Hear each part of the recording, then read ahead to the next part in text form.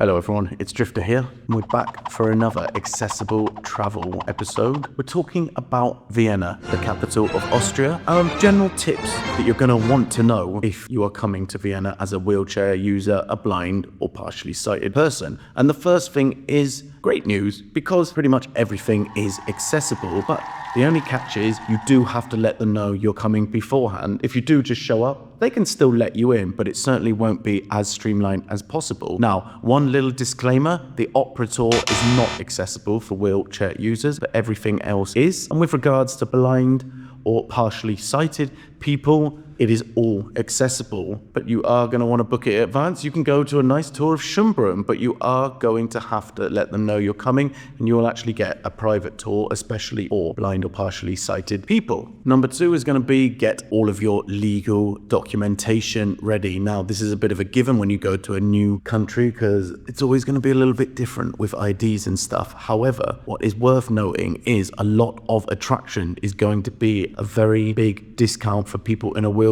users, and pretty much all the time you are going to have your companion getting in for free. However, they will need an ID to say that they are your companion in order to get that.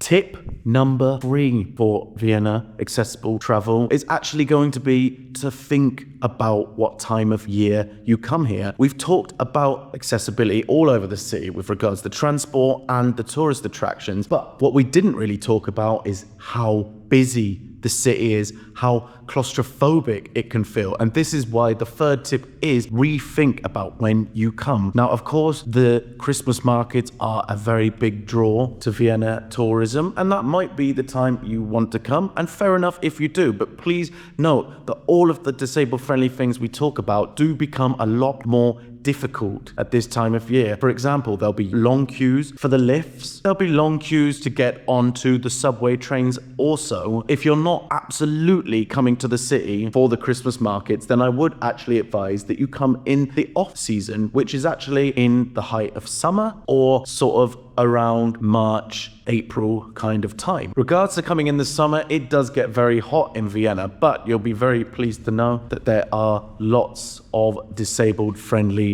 swimming pools in the city. You can always cool off in one of those. Now, that's it for the general tips. I do have a very long and comprehensive video on popular tourist destinations, general transport, how you get on the buses, how you get on the trams, how you get on the trains. So if you guys want to check them out, I would very much appreciate it, and I hope that you find them helpful and enjoy the rest of your day.